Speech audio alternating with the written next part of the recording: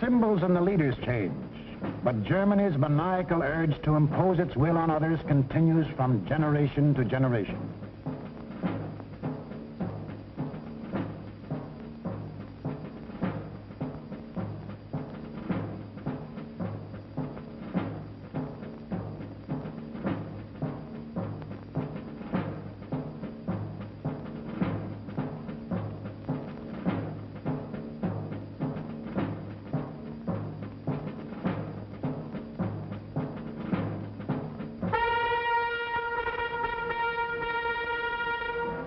In the last 75 years, this madness has cost the world more than 20 million killed, more than 60 million wounded, more than 200 million made homeless. This does not include the untold millions that died of disease resulting from war, or the billions upon billions of dollars worth of property destroyed. Nor does this include the grief, the anguish, the misery, the terror that the world has suffered, due to the Germans' insane passion to enforce their rule upon their neighbors. This passion for conquest reached its hysterical climax when Adolf Hitler enthroned himself as God and the German Führer.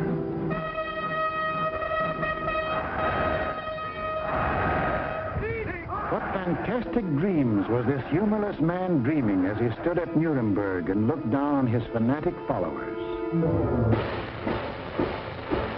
In the Middle Ages, a plague of slavery descended on the world. Out of the wilds of Mongolia came a mighty army of fierce horsemen, led by Genghis Khan.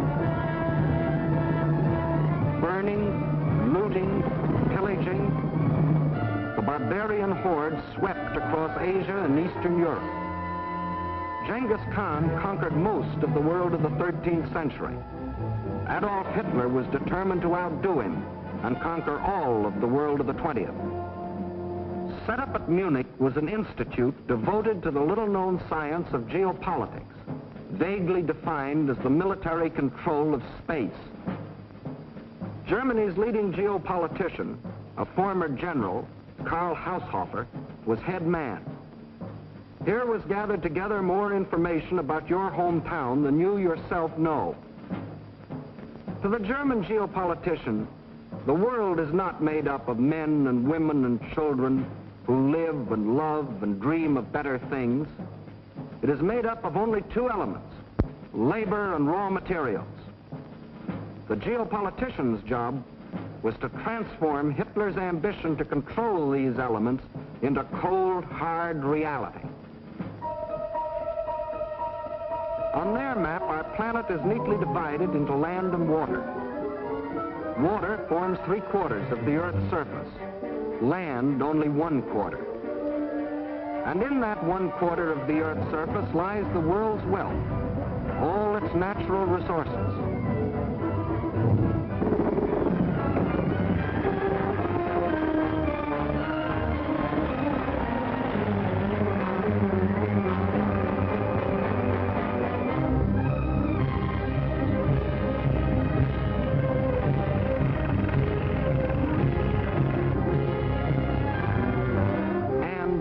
Manpower.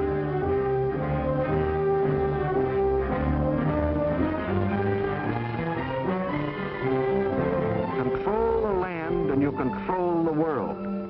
That was Hitler's theory. This all-important land, the geopoliticians now break up into two areas. One, the Western Hemisphere, which, together with Australia and all the islands of the world, including Japan, comprises 1/3 of the land area. The other area, which consists of Europe, Asia, and Africa, makes up the other 2/3. This supercontinent, which they call the World Island, is not only twice as large as the rest of the land area, but also includes 7/8 of the world's population. The heart of this world island comprises Eastern Europe and most of Asia.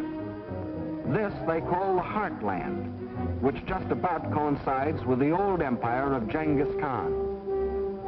Hitler's step-by-step plan for world conquest can be summarized this way. Conquer Eastern Europe. and you dominate the heartland. Conquer the heartland, and you dominate the world island.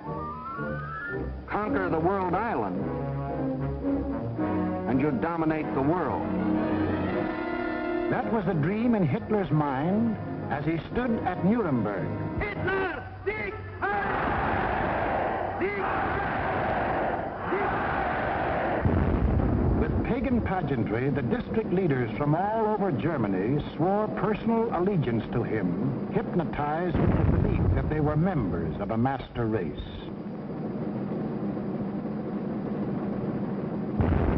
This film will deal with Act One of the Nazi bid for world power, the most fantastic play in all recorded history. Hitler had seen Hirohito grab off Manchuria and other territory from the Chinese. He had watched Mussolini get away with the rape of Ethiopia. He had seen the democratic world look the other way while these illegal aggressions were going on. And he smiled. For collective action to enforce peace, the only weapon he had to fear had broken down. It was time now for the Nazis to start crossing borders. It was time for Hitler to put his plan into action. And what was he waiting for? He was waiting to soften up his victims, keep them from uniting.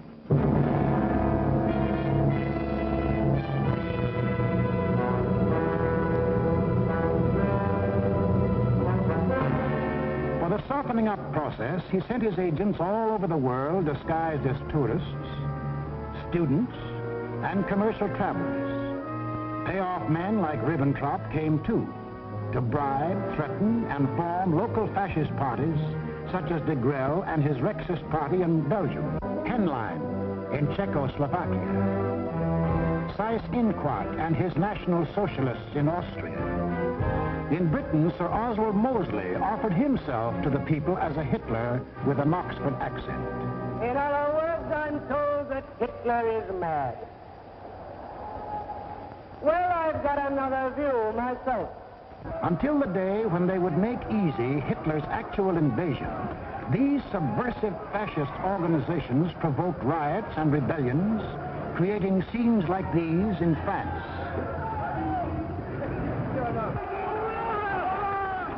Scenes like these in Belgium.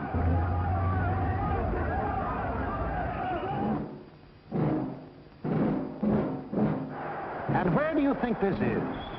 Right in Madison Square Garden, USA. And this is Fritz Kuhn, leader of a German-American Bund, hiding behind the American flag, but taking his orders from Berlin and copying the methods of Berlin. That was the softening up process outside Germany. But inside Germany, it was a different story. Here, in utmost secrecy, the hardening up process, building up Hitler's army and his industry. Tell the world we have no raw materials, and never let them see what goes on. Day after day, night after night, month after month, year after year, we must have the world's most powerful club. Forget ours. Forget working conditions. Forget how to think. Forge the club of blood and iron. Let the democracies talk about freedom. No freedom here. No labor unions. No overtime. The Führer tells you where to work, when to work, how long to work, how much your work is worth. Forge the club of blood and iron. We have a sacred mission. Today we rule Germany. Tomorrow, the world.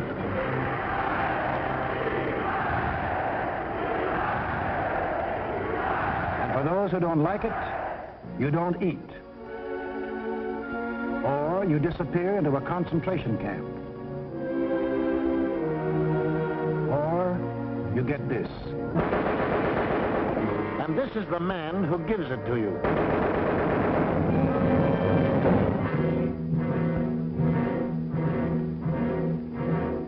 And what of the army?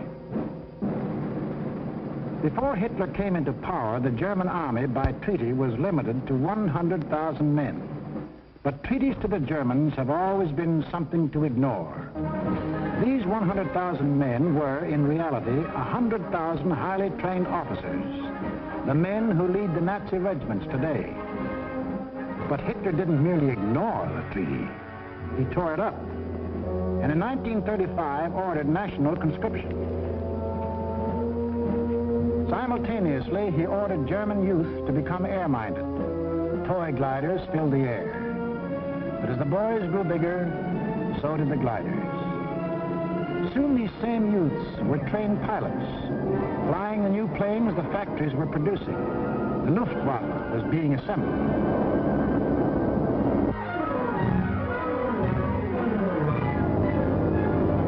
The only thing old about this new army was the goose step. And even Hitler couldn't improve on that ancient German form of torture, designed to make man stop thinking and blindly obey. Goose-step them until they become as insensible as weapons.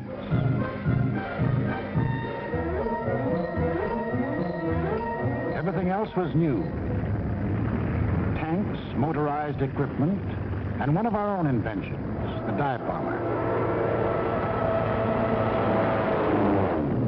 This rearmament was strictly illegal, according to the Versailles Treaty.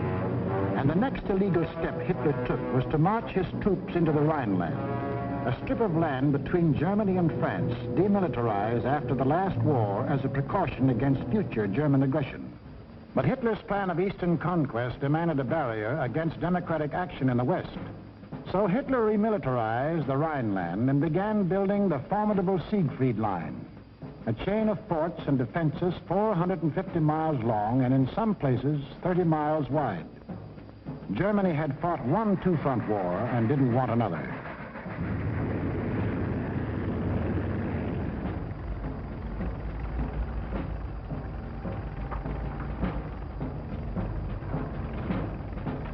As many as 500,000 men worked as much as 20 hours a day to build 22,000 fortified positions on land, where, by treaty, no German soldier was supposed to set foot.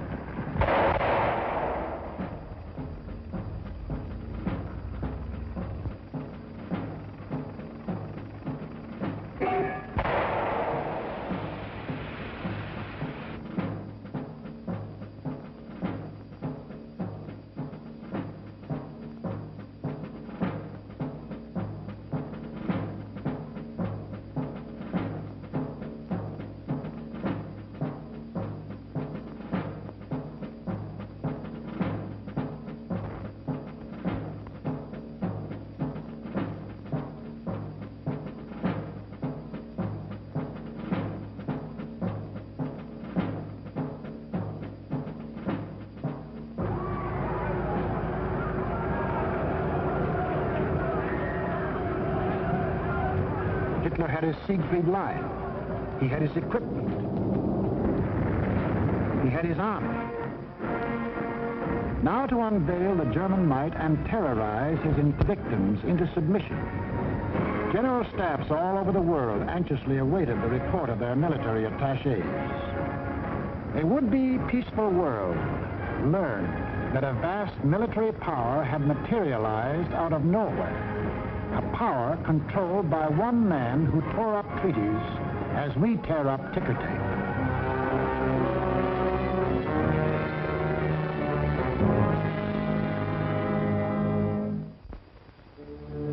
Satisfied they had created the right sense of fear in the world, the Nazi leaders were now ready to strike. The hour had come. It was time to start conquering Eastern Europe, according to the plan of Hitler's geopoliticians. It was time to win the domination of the heartland. Who would the first victim be? Naturally, the softest, Austria. Bite off just enough not to set the world against you. On March the 12th, 1938, without warning, the German armies marched over the Austrian border.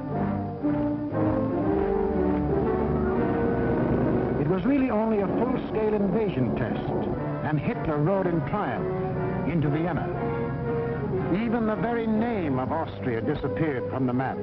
though Hitler had promised earlier to the world, the assertion that it is the intention of the German Reich to coerce the Austrian state is absurd. Why was Austria important to Hitler? It put him on the southern flank of Czechoslovakia, and Czechoslovakia was the key to the control of Eastern Europe. The German Chancellor Bismarck explained that years ago when he said, "He who would conquer Europe must first hold the bastions of Bohemia." And Bohemia was now part of Czechoslovakia. But Czechoslovakia was tough. It had a good army. It had good equipment. It had one of the finest munition plants in the world, the Skoda Works, which Hitler wanted very badly. It had incorruptible President Danish. It had a military alliance with France, and France had a military alliance with Britain. Hitler had to move carefully, find excuses to take Czechoslovakia one piece at a time. He found his excuse in the Sudetenland, a portion of Czechoslovakia bordering Germany. Here lived some people of German origin, although they had never been a part of Germany itself. That was Hitler's cue. Completely ignoring the fact that most people who left Germany had done so to get away from things like Hitler, he sprang his pet theory that every person of German blood, no matter where he lived, belonged to the Nazi Reich. Germans or descendants of Germans, often with no more than a drop of German blood in their veins, suddenly learned that they were godlike, not subject to the laws of the land in which they live and to which they owe their allegiance, whether it be Czechoslovakia, Norway, Sweden, China, the United States, or Timbuktu. According to the Nazis, the German was a special creature who remained forever German, to the 6th and 7th generation, and must take his orders from Berlin. Some people we know of German descent think this is a lot of hogwash.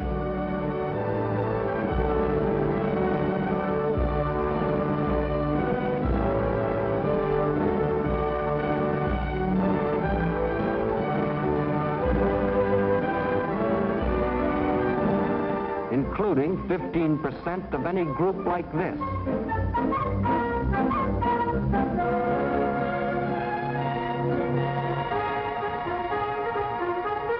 But in the Sudetenland, he found some stooges who fell for this bunk.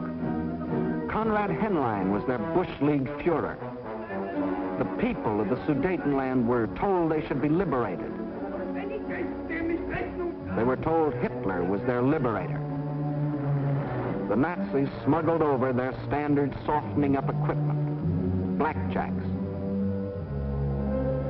And when the Czechs were beaten up trying to combat his fifth columnists, Hitler screamed the Germans were being persecuted and threatened war unless he got the Sudetenland. It is the last territorial claim I have to make in Europe. I have assured Mr. Chamberlain, and I repeat it here, that when this problem is solved, there is for Germany no further territorial problem in Europe. We want no Czechs. To the League of Nations, Foreign Minister Maxim Litvinov announced that Russia stood ready to back concerted action against Germany. But once again, there was to be no concerted action. The Czechs mobilized and closed their borders. The leaders of France and Britain, desperately striving to avoid war, flew to meet the jubilant Axis leaders at Munich. On September 29th, in return for Hitler's guarantee of world peace, Chamberlain and Daladier prevailed upon Czechoslovakia to give up the Sudetenland without a fight. In Czechoslovakia, the Munich Pact was greeted by riots of protest. But Daladier returned to France to be greeted by cheers from a relieved French people. And in Britain, a happy Chamberlain came back declaring he had achieved peace in our time. One of the most tragic and ironic scenes in all history. This morning, I had another talk with the German Chancellor, Herr Hitler.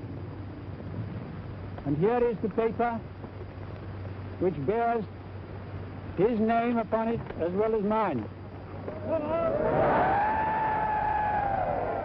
We regard the agreement signed last night and the Anglo-German naval agreement as symbolic of the desire of our two peoples never to go to war with one another again.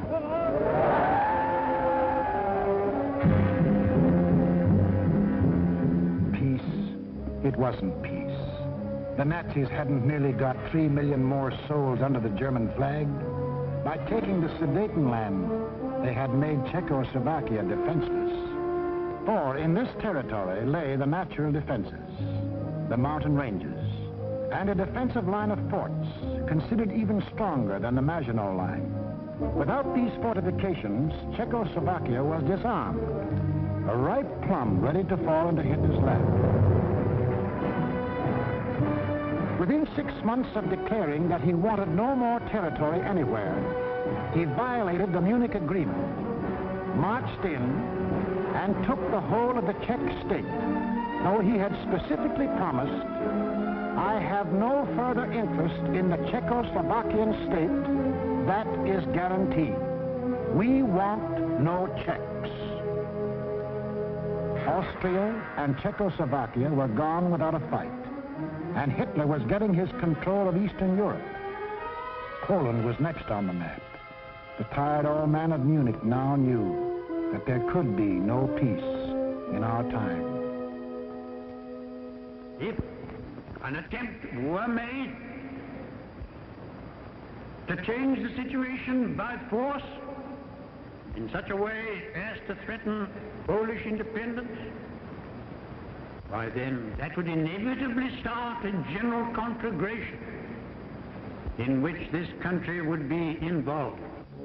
But after his success at Munich, Hitler was sure that France and Britain would not fight. Here's what one of his spokesmen said: "Democracy has no convictions for which people would be willing to stake their lives." But what about the Russians? The lights began to burn all night in Moscow. British and French military missions arrived to confer with the Soviet government. So did German representatives. And on August 21st, 1939, the world was set on its heels by the announcement of a treaty between the Russians and the Germans in which they agreed not to fight each other. Here were the admitted arch-enemies in a state of apparent friendship. It was too fantastic to make any sense. It didn't. The Germans hoped they could lull Russia into a false sense of security, and the Russians needed time to prepare for the fight they knew was coming. They'd read Hitler's book, Mein Kampf, too, and knew he had his eyes on the rich Russian land.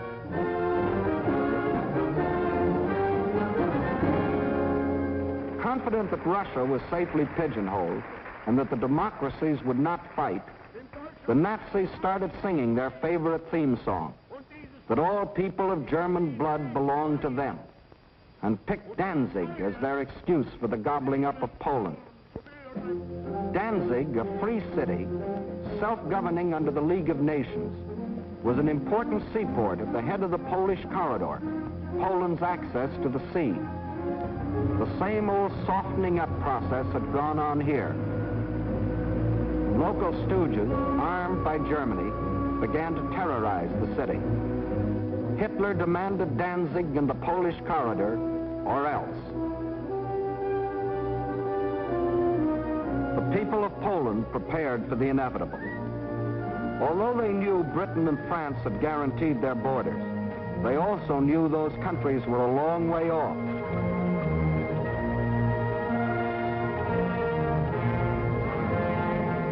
Germany's theft of Czechoslovakia had made Poland's strategic position even worse. Except for the Carpathian Mountains, Poland is relatively flat and low-lying. The Vistula is the Mississippi of Poland. It is broad, muddy, and unfordable for most of its length. Its tributaries are formidable streams during certain seasons. But there was a drought, and the streams were so low during the campaign that they could be forded at almost any point by men, trucks, and tanks. Militarily, the Vistula offered the best line of defense. However, making a stand here would have meant surrendering Warsaw in the richest part of the country.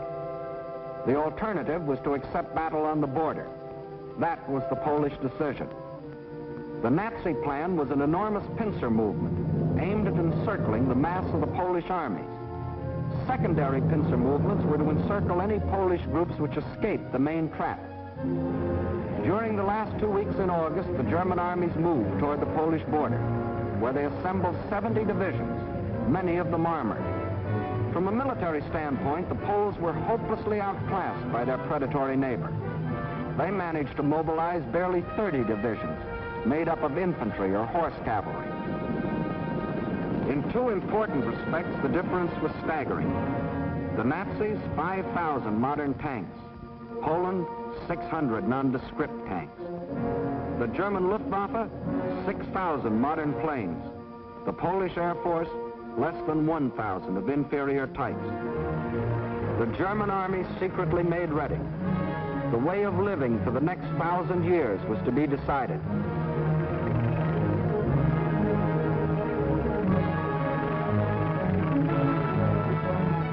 The fire that had begun in Manchuria and spread through China and Ethiopia and Spain would now blaze around the world. This man made that decision. War. Precisely at dawn on September 1st, without warning, the German Wehrmacht rolled over the Polish border.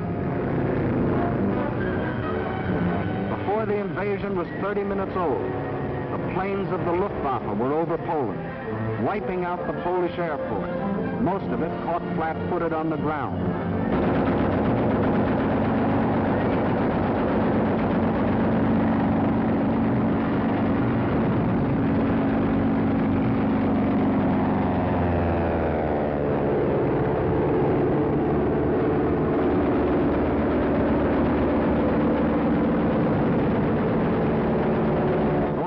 That did get off faced overwhelming odds and were shot out of the sky.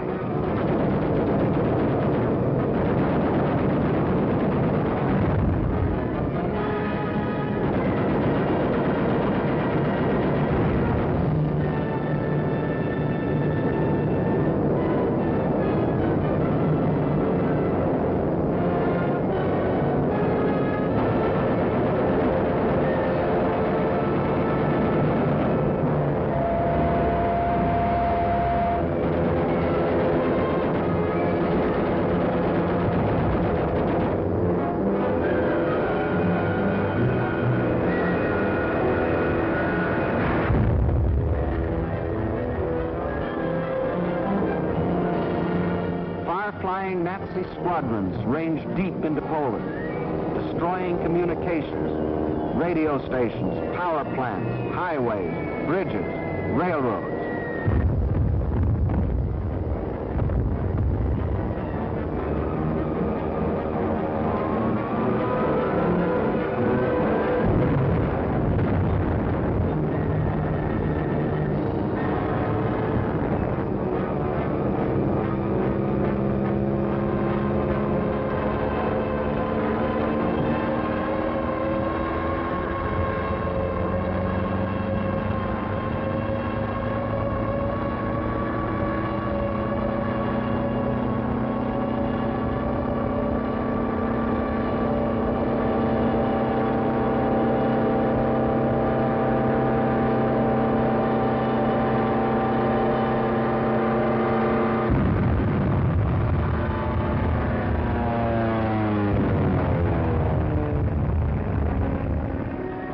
The army was disorganized by the loss of its air force and the disruption of communications. The massed ground units of the Nazi army continued their advance. Occasionally, they unveiled a new technique or item of equipment.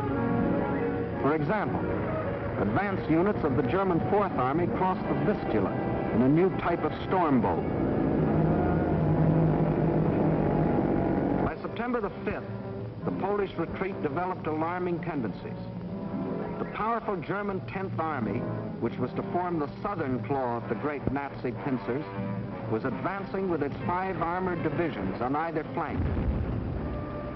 On September 6th, the opposing Poles began splitting into 2 groups, the southern one falling back toward the Vistula. The armored divisions on the German right raced ahead, circling Radom and cutting off this group, which finally surrendered. Meanwhile, further north, the main Polish mass began drifting toward Lodz. The German command, perceiving that this opened the gate toward Warsaw, sent the northern Nazi armored units racing through the gap to the Polish capital. The infantry advanced in forced marches of 35 miles a day, and 2 days later relieved the panzers about Warsaw. The city was now cut off.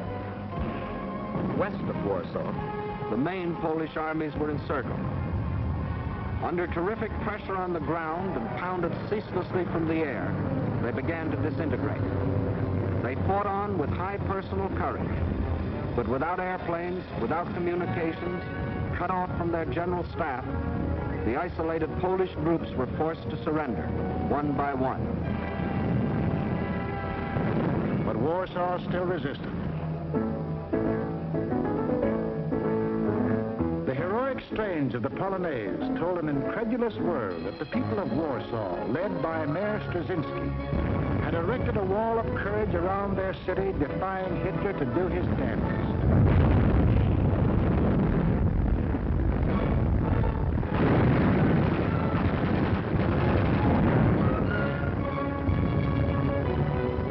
Stopped cold by the city's desperate resistance, the Nazis were forced to send for heavier artillery. The only source of such artillery was Germany's Western Front. With great secrecy, the giant 240-millimeter howitzers were towed at high speed across the highways which Hitler had built for just such purposes and set in position around Warsaw. The huge guns subjected the city to a bombardment of incredible fury, their fire concentrated on the densely populated residential areas.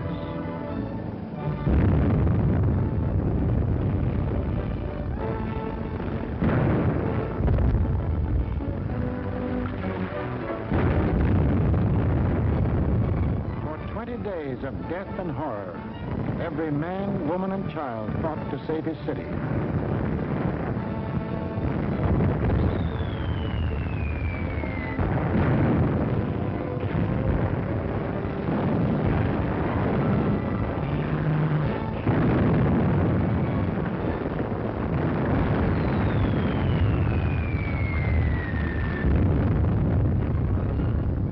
Without food or water, human endurance failed. On September the 27th, the strains of the Polonaise died on the Warsaw radio, and the Polish capital was forced to capitulate.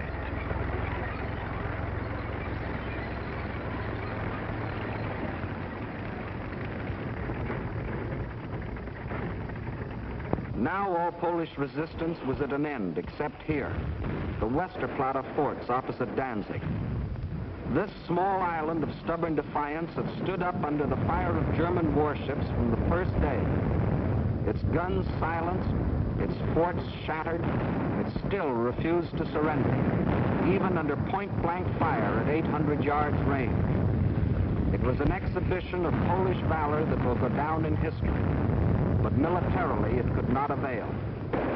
On October the 1st, the garrison at last surrendered. Surrendered to face the fate of these men, Polish prisoners being marched off to Nazi prison camps, an eventual extermination. For the Nazi master race theory calls for the complete wiping out of so-called inferior races. And in village after village, local Judases point out loyal Polish neighbors.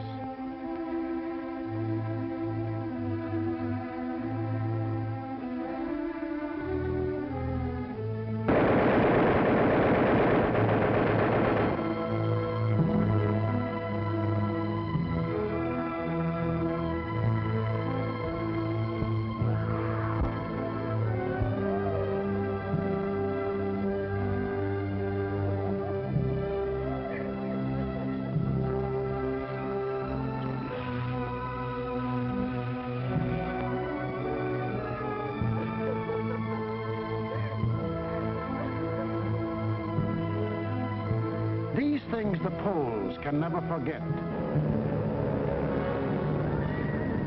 including another one of Hitler's famous promises. Germany has concluded a non-aggression pact with Poland. We shall adhere to it unconditionally. The world now knew that a non-aggression pact with Hitler was the kiss of death.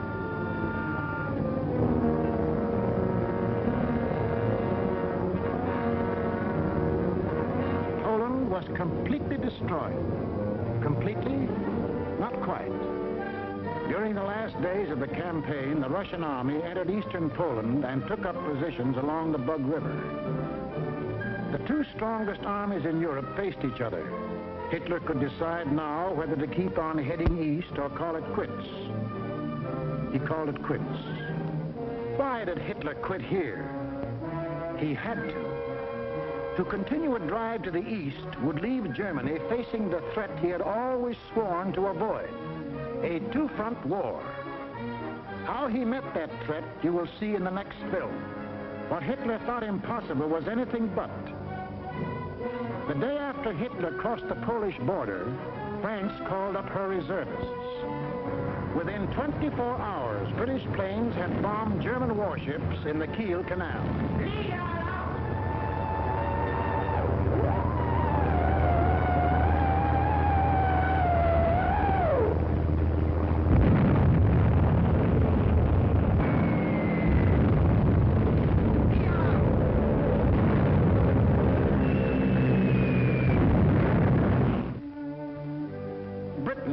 Not merely the British government, but the British people had declared war. War on Hitler and everything he stood for. The democracies did have convictions for which people were willing to stake their lives. Unprepared? Yes. But that didn't matter. For they finally realized that what was being threatened wasn't just the integrity of Poland, but the integrity of free men everywhere in the world. What tragedies, what horrors, what crimes has Hitler and all that Hitler stands for brought upon Europe and the world. It is upon this foundation that Hitler pretends to build out of hatred a new order for Europe. But nothing is more certain than that every trace of Hitler's footsteps, every stain of his infected and corroding fingers will be sponged and purged, and if need be, blasted from the surface of the earth. Lift up your hearts. All will come right out of the depths of sorrow and of sacrifice. Will be born again the glory